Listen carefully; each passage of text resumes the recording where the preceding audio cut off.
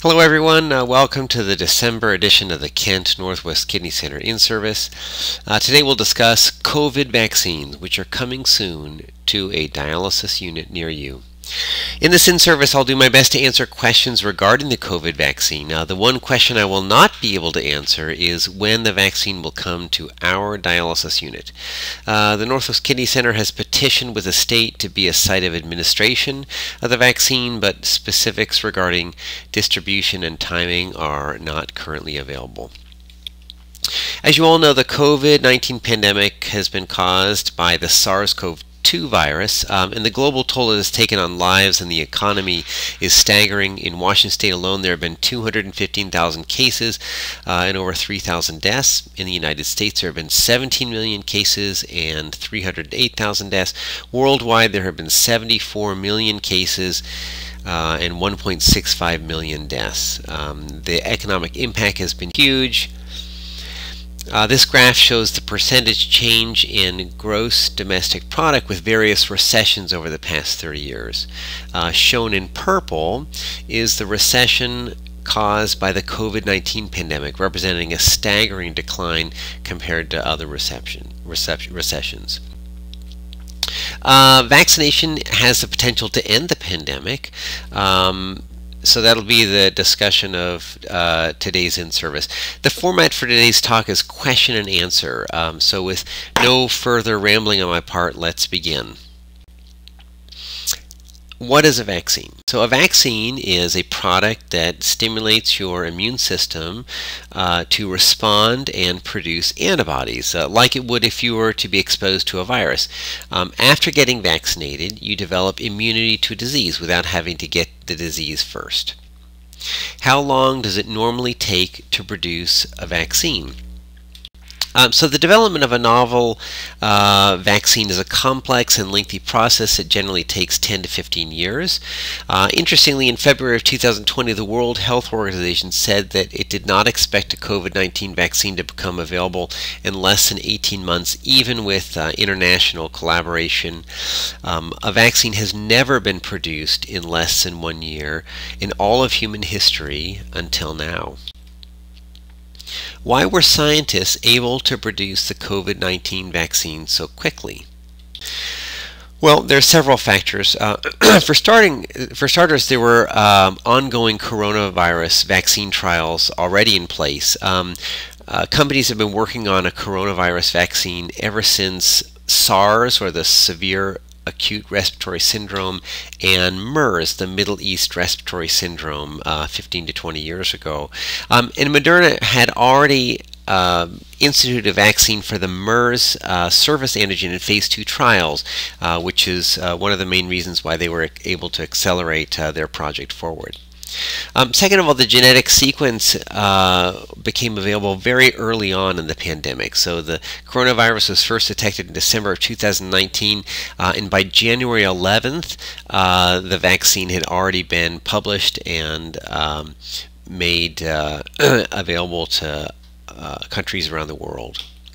Third, there's been a lot of collaboration. So, the rapid spread of the COVID-19 virus around the world essentially stimulated international alliances and government efforts to urgently organize resources to make multiple vaccines on shortened timelines.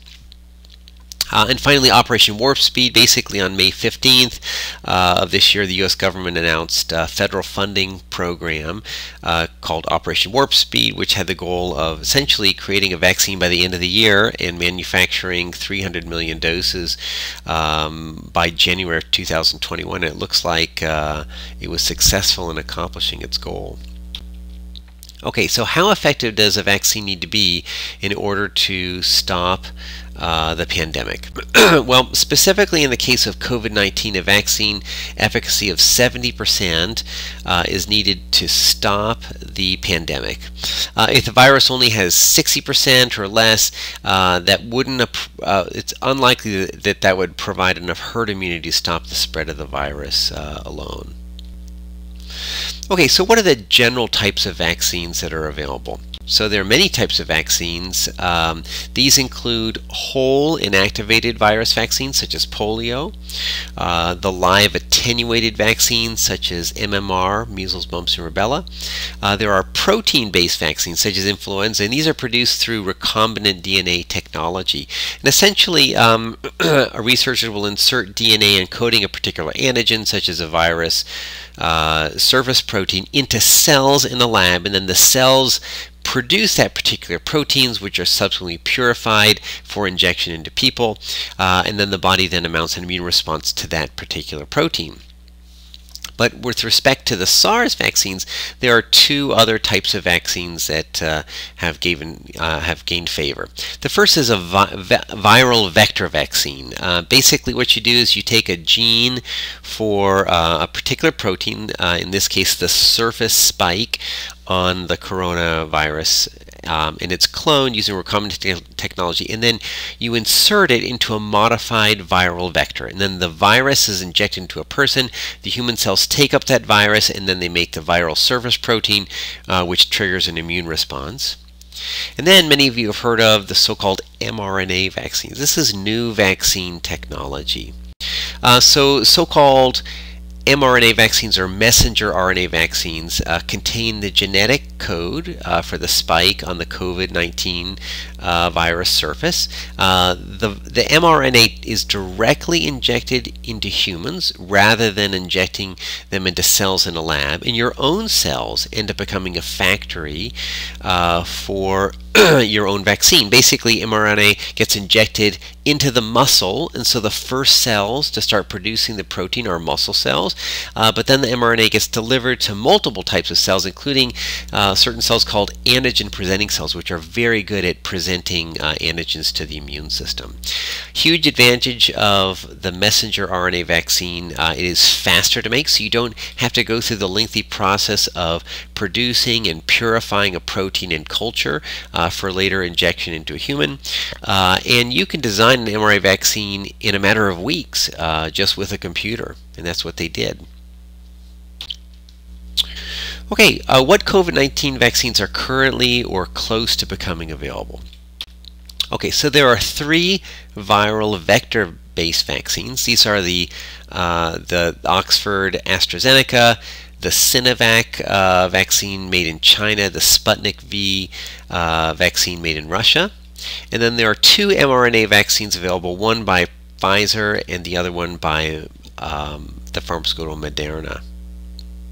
Okay, so what do we know about China's COVID-19 vaccine? Well, it's produced by the Beijing-based pharmaceutical company Sinovac. It uses an inactivated viral vaccine, specifically using an adenovirus, basically a common cold virus, as the vector. A couple of advantages. One, it involves only a single dose, unlike other vaccines, and it's stored at room temperature, so it's appealing to developing countries. You don't need to ship it around the world on dry ice. But some disadvantages. One, it's not well studied. There were only 144 participants in the phase 1 trial and 600 in the phase 2 trial. So this company only studied 744 people declaring victory, and then they started mass producing it and then distributing it around the country and the world, actually. The efficacy is not clear. They didn't report it, so we have no idea how effective it is. I suspect that if it were effective, that they would have reported its efficacy. The company has managed to secure contracts to supply Turkey, Brazil, Chile, Indonesia, and Singapore, so they kind of skipped over the phase 3 trials and went straight to marketing and already have contracts lined up. Okay, what do we know about the Sputnik vaccine made in Russia? Well, it's produced by the Russian Gamaleya National Center. It is an inactivated viral vaccine. It uses adenovirus packaged with mRNA for the spike surface protein. The first shot uses an adenovirus 26, and the second shot uses an adenovirus 5. So it's a two-shot vaccine. But there are some concerns about this particular vaccine. One, the trial protocols were not disclosed to the public, so we just don't know the details. Second, there's concern about using adenovirus 5 as a vehicle for COVID-19 vaccine. It was linked to sort of a disaster of a vaccine in HIV 13 years ago, and in that trial, vaccine recipients had actually higher rates of HIV infection compared to the placebo group, and there's concern that the adenovirus 5 vector may have been the cause of that problem. The Sputnik has a reported efficacy of 92%, but the details and the data supporting this are sketchy. Amazingly, they only had 20 total COVID-19 cases in the vaccinated and placebo group, so it's far too few to draw conclusions, to the point that the Moscow-based lawyer and head of Russia's Association of Clinical Trials Organizations, Svetlana Zavadova, basically said it's very difficult to explain the Gamaleya announcement. I'm afraid they looked at the results of Pfizer and added 2%. So when your own head of clinical trials in your company is saying that the data are suspicious, that makes you wonder. Not only that, but in July of 2020, several international spy agencies reported that Russian hackers tried to steal COVID-19 treatment and vaccine research from various pharmaceutical companies around the world. Russia, of course, denied this. Okay, so what do we know about the Oxford AstraZeneca vaccine? So that's Great Britain's COVID vaccine. So developed by Oxford University, manufactured by the British pharmaceutical AstraZeneca. It's an inactivated viral vaccine. Again, uses a common cold virus, which is a package for this genetic material for the characteristic spike protein on the COVID virus. 2 doses separated by 28 days. Has some huge advantages. One is low cost, $2.50 per dose. Second of all, it doesn't need to be stored at freezing or at freezer temperatures like the mRNA vaccine, so it's very easy to distribute, especially in developing countries. Okay, so how effective is this vaccine? Well, the results were published on November 18th in the journal Lancet. It was a randomized controlled trial in the UK and Brazil. They looked at 23,000 people, 11,000 of whom received the vaccine and the rest received placebo. And what they found was if you got 2 full doses, so a full dose on day 1 and a full dose again on day 28, the vaccine was 62% effective. But if you got a half dose of the vaccine on day 1, followed by a full dose 1 month later, it was 90% effective. So why was a half dose given rather than the full dose? It was actually a mistake. About 2,500 of the patients were given only half of what they were supposed to because of a calculation error. So the nurses who were administrating it calculated the dose wrong. But in that particular cohort of patients, it was 90% effective. So if you average them all together, the overall efficacy rate was considered to be 70%. Now, researchers aren't sure why giving a half dose followed by a larger dose is more effective. What are the side effects of this vaccine? So the minor side effects include fever, headaches, muscle pain, injection site reactions. The AstraZeneca trials were actually paused earlier this year because one participant in the UK developed this rare neurologic illness that's called transverse myelitis, ultimately felt unlikely related to the vaccine, but the significance was that it delayed US trials by 1 month. Okay, what do we know about the Pfizer BioNTech vaccine? So Pfizer is an American pharmaceutical and BioNTech is a German pharmaceutical that work together on this. This is an mRNA vaccine. It received FDA approval 1 week ago on December 11th. It's administered in 2 doses 3 weeks apart. As many of you may have heard, it needs to be super cooled, basically on dry ice around 100 degrees below zero from the time it's produced until a few days before it is injected. And that's because mRNA basically self-destructs at higher temperatures. And to allow for its distribution, Pfizer has developed an administrative system of basically transport around the world, specifically designed to administer it to vaccination sites. The Pfizer vaccine can be kept in a regular refrigerator for 5 days prior to administration. Pfizer anticipates delivering 25 million doses to the U.S. government by the end of the year at a cost of about $20 per dose. So what's the efficacy of the Pfizer vaccine? Well, these results were published December 10th in the New England Journal of Medicine based on a large randomized controlled trial of 40,000 study participants at 150 trial sites in the US, Germany, South Africa, Brazil, Argentina between July 2020 and October 2020. Half of the recipients received vaccine and half received placebo. And what they observed was 170 cases of COVID-19 infection in the placebo group and 8 cases in the vaccine group. So the overall efficacy in preventing COVID-19, or at least symptomatic COVID-19 infection, was 95%, which is really amazing. It actually had a favorable side effect profile. So what were the side effects?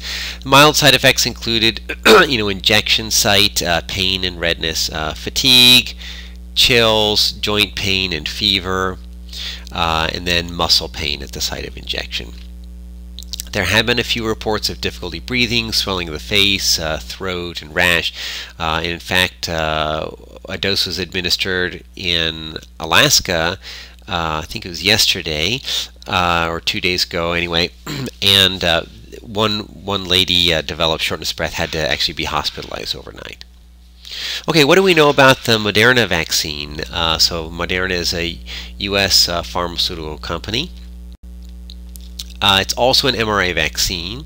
Its production was actually supported by a $1 billion grant from the U.S. government's Operation Warp Speed. It received FDA approval today.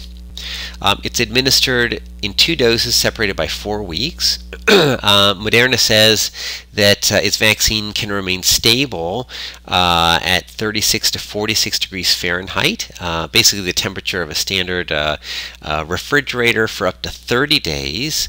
And it can be stored for up to 6 months at -4 degrees Fahrenheit. So basically that allows for a simpler supply chain. The company, Moderna, hopes to provide the U.S. government with 20 million doses by the end of the year. 500 to 1 billion doses expected to be produced in 2021 at a cost of about $15 to $25 per dose. The efficacy was recently reported based on a large randomized controlled trial of 30,000 people, 15,000 of whom received the vaccine and 15,000 received placebo. A diverse group, more than 7,000 participants were over the age of 65, more than 5,000 were under 65 but had basically comorbidities that put them at higher risk for developing severe COVID infection, and more than 11,000 people were from communities of color. And their study found 11 cases of COVID in the vaccine group and 185 cases in the placebo group, for an overall efficacy of 94.1%. And the Moderna vaccine was 100% efficacious in preventing severe disease. So there were no cases of severe disease in the vaccinated group compared to 30 cases in the placebo group. Okay, so what are some of the logistical challenges associated with distributing the mRNA vaccines? For starters, dry ice is in short supply. They're not sure they have enough dry ice to ship all the required vaccine. And also there are limits of dry ice allowed on airplanes. So you've got a cargo jet that wants to transport these mRNA vaccines. Usually airlines or big airplanes are allowed to carry 3,000 pounds of dry ice. The government is temporarily allowed for an increase of up to 15,000 pounds. Why is it? Well, dry ice is just basically frozen carbon dioxide, and when it thaws it releases carbon dioxide. So basically there is a potential that the carbon dioxide level inside of the airplane can increase to unsafe amounts. The allocation decisions about who gets the vaccine first and second is sort of administrative nightmare. There are a lot of lobbying groups petitioning to have their members receive it first. You also have to have databases to keep track of who's received the vaccine, where and when, and make sure that there's enough vaccine available not only for their first dose but then the second one, according to either the 3-week interval for Pfizer or the 4-week for Moderna.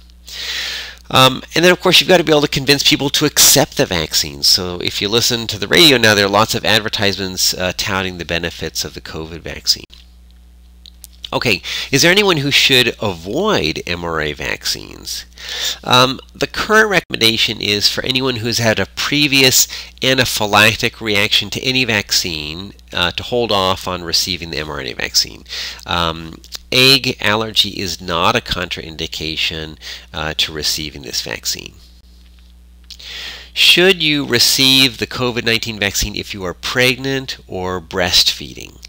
And the answer is yes, the vaccine is recommended. So it turns out that pregnant and breastfeeding women were actually excluded from efficacy studies, but still the recommendations from the Maternal Fetal Medicine Society of America are to receive the vaccine if you are pregnant or breastfeeding.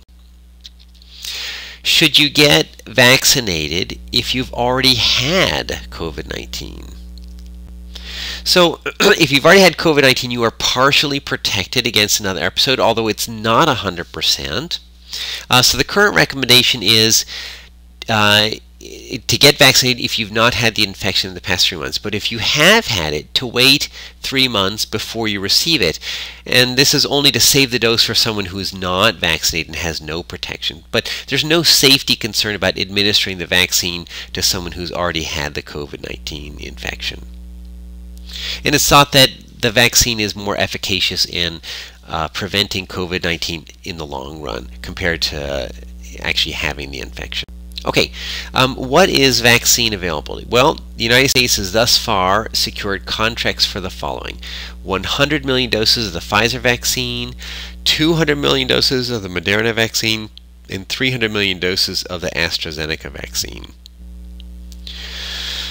Now, you basically need 70% of the population that's vaccinated or have natural antibodies in order to achieve herd immunity. So that's about 462 million doses for herd immunity, and an estimated 660 million doses for everyone in the country.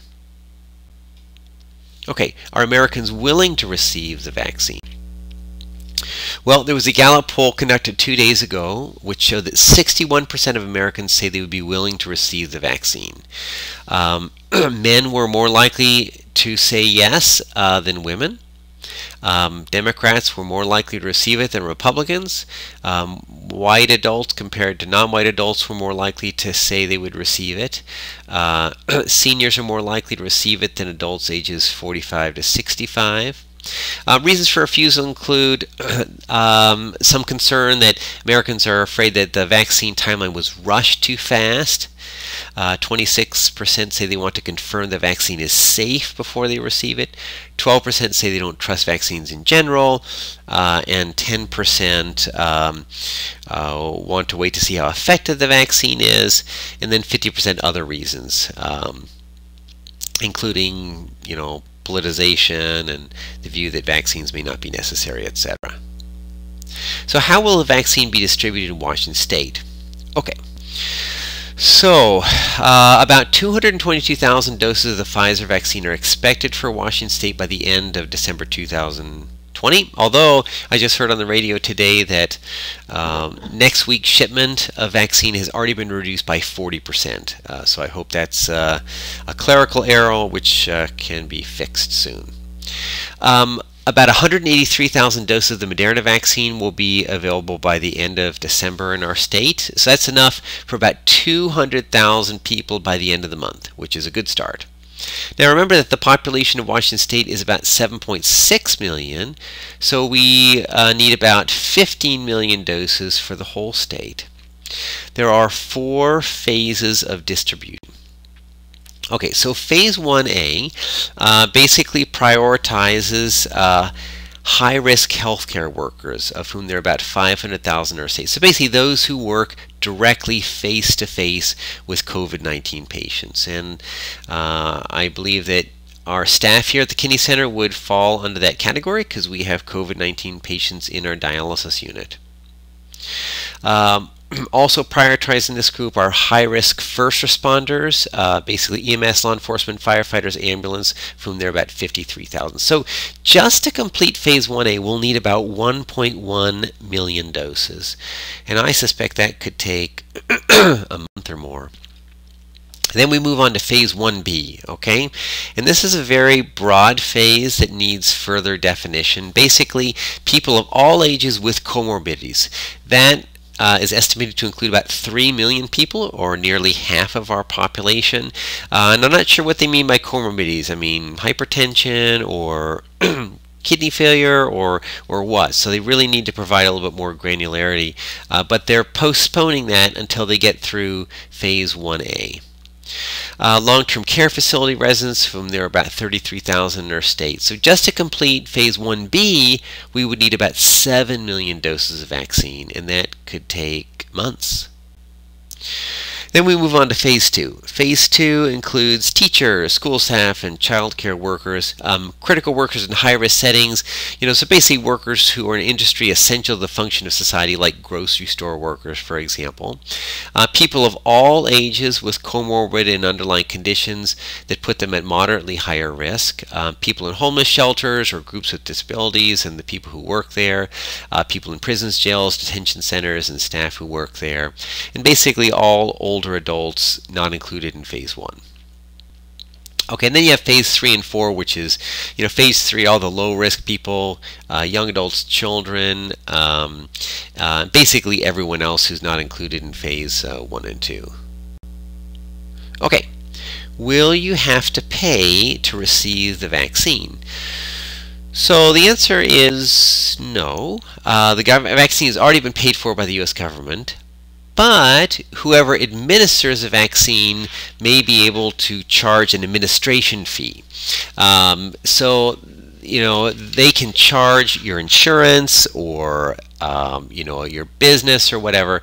If you don't have insurance, then there is a public fund that they can fee. So basically, the administration cost is not covered, but the vaccine cost is.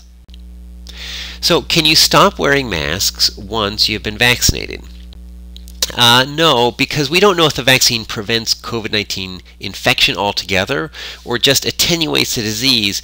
So in other words, you may still have an asymptomatic infection, a really mild infection, but just because you're asymptomatic or have a mild infection doesn't mean that you couldn't pass it on to someone else. So you still have to wear a mask.